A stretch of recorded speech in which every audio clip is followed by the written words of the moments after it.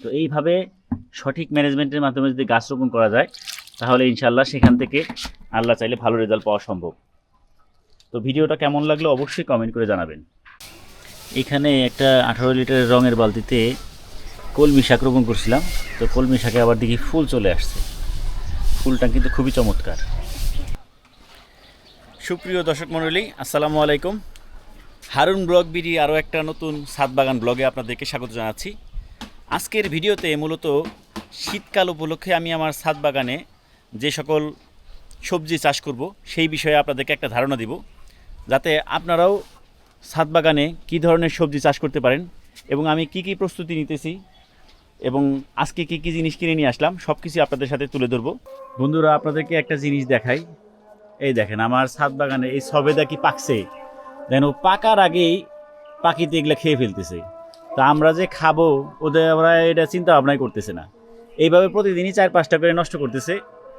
এগুলো কিন্তু এখনও পাকে নাই, যথেষ্ট শক্ত। তো এই জন্য কয়েকটা ছিঁড়ে নিতেছি যে দেখি কাজ হয় কিনা। এইখানে আপনাদেরকে একটা চমৎকার জিনিস দেখাই, সেটা হচ্ছে মিশরের 3 ফল। এই দেখেন আমার ছাদ বাগানে শীতের মধ্যেও একটা টিকছে, আরও 2-3টা ছিল তখন প্রচণ্ড বৃষ্টি ছিল এবং বৃষ্টির কারণে গাছটার অবস্থাই খারাপ হয়ে গেছিলো, কারণ এগুলো যেহেতু মরুভূমি গাছ পানি বেশি পছন্দ করে না।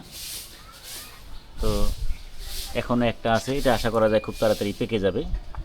আর পাশে হচ্ছে 12 ইঞ্চির যে মাটির টব, সেখানে একটা বেগুন গাছ আছে, দেখেন এই যে অলরেডি কিন্তু ফুল আসছে এবং এটা সাপোর্টিং হিসাবে একটা খুঁটি কেটে দিচ্ছি যাতে গাছটা বড় হলে এটার সাথে বেঁধে দেওয়া যায়। তো এটা খুব সম্ভবত খুব একটা উন্নত জাতের না, যে চিকুন যে লম্বা বেগুনগুলো হয় সেই বেগুনের জাত।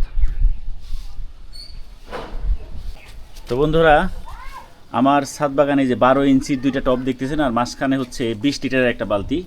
তো এইখানে 20 লিটারের বালতিতে আমি এই যে যে শশা গাছ দেখতেছেন এটা রোপণ করব, আর ওই হাইব্রিড যে 2টা টমেটোর চারা দেখতেছেন এগুলো হচ্ছে এই 12 ইঞ্চির যে টবে এখানে বসাবো। তো এটার জন্য আমি এখানে গার্ডেন সয়েল নিছি 50%-এর মতো, আর বাকি 50%-এর মধ্যে এইখানে আছে হাড়ের গুঁড়া এবং ভার্মি কম্পোস্ট এবং আরও কিছু উপাদান দিয়ে মিশিয়ে রাখা ছিল আমার অনেক দিন আগের সার আছে। এছাড়া এখানে আমি তুষ ব্যবহার করছি। এটা আমার কাছে যেহেতু আপাতত কোকোপিট নাই এটার পরিবর্তে, আর ওইখানে মোটামুটি 3 থেকে 3.5 কেজি পরিমাণ একদম ভালো মানের ভার্মি কম্পোস্ট আছে। আপনাদেরকে একটু দেখাই আমি হাত দিয়ে, যে খুবই ঝুরঝুরে খুবই ভালো মানের একটা ভার্মি কম্পোস্ট। এটা আমি একটা নার্সারি থেকে নেই, মুসলিম নার্সারির কাছ থেকে। আর এটা হচ্ছে তুষ বা ধানের চিটা, আর এখানে হলো হাড়ের গুঁড়া, ভার্মি কম্পোস্ট এবং বিভিন্ন উপাদান মিশানো আছে। আর এটা হচ্ছে গার্ডেন সয়েল। তো এগুলো সব কিছু সুন্দরভাবে মিক্সড করে হচ্ছে আমি এই গাছগুলো রোপণ করব, এবং প্রত্যেকটা গাছের কিন্তু এই যে টবগুলোতে কিন্তু নিচে ছিদ্র আছে, এবং ছিদ্রর উপরে আমি যে টবের ভাঙা অংশ দিয়ে আটকিয়ে দিয়ে এবং এরপরে কিন্তু তুষ দিয়ে একটা লেয়ার করে দিচ্ছে, প্রায় 2 ইঞ্চি করে একটা লেয়ার দেওয়া আছে যাতে পানি নিষ্কাশন ব্যবস্থাটা ভালো থাকে। তো আমি এখন গাছটা বসাই, তারপরে আবার আপনাদের সামনে ভিডিওতে আসতেছি। তো বন্ধুরা, এই যে আমি এইভাবে মাটিটা মিক্সড করছিলাম, এরপরে হচ্ছে 20 লিটারের বালতিতে এটা হচ্ছে শশা গাছটা রোপণ করে দিলাম। আর শশা গাছের পরে হইতেছে এই যে পরপর 12 ইঞ্চির 2টা টবে আমি হাইব্রিড উন্নত জাতের টমেটো গাছ রোপণ করে দিচ্ছি আলহামদুলিল্লাহ। তো এখন দেখা যাক কি অবস্থা হয়। তবে আমি প্রত্যেকটাতেই 1.5 থেকে 2 ইঞ্চি করে জায়গা রাখছি যাতে পানি দেওয়া যায় এবং পরবর্তীতে পরিচর্যা করা যায়। এবং এই রোপণ করার পরে যে কাজটা করা উচিত সেটা হচ্ছে এই যে পানিটা দেখতেছেন একটু ঘোলা পানি, এটাতে আসলে ফাঙ্গিসাইড মিশানো আছে। ফাঙ্গিসাইড মিশানো পানি যাতে রোগ জীবাণুর গোড়াতে বা শিকড়ে আক্রমণ করতে না পারে, এই জন্য দিয়ে দিতেছি। এই পানিটা প্রত্যেকটা টবে এরকম দিয়ে দিব যাতে মাটিটাও সুন্দরভাবে বসে যায় এবং রোগ পোকার আক্রমণ না করতে পারে। এই বালতিতে যেহেতু মাটি বেশি, এটাতে একটু বেশি পানি দিয়ে দিতেছি।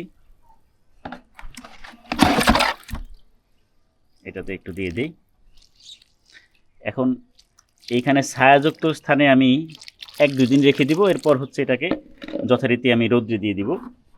এটার জন্য আমি একটা শেডও রাখছি, সেখানে যাতে জানলার মতো করে দিব যাতে উঠতে পারে। এই যে দিয়ে দিলাম। তো এইভাবে সঠিক ম্যানেজমেন্টের মাধ্যমে যদি গাছ রোপণ করা যায় তাহলে ইনশাআল্লাহ সেখান থেকে আল্লাহ চাইলে ভালো রেজাল্ট পাওয়া সম্ভব। তো ভিডিওটা কেমন লাগলো অবশ্যই কমেন্ট করে জানাবেন।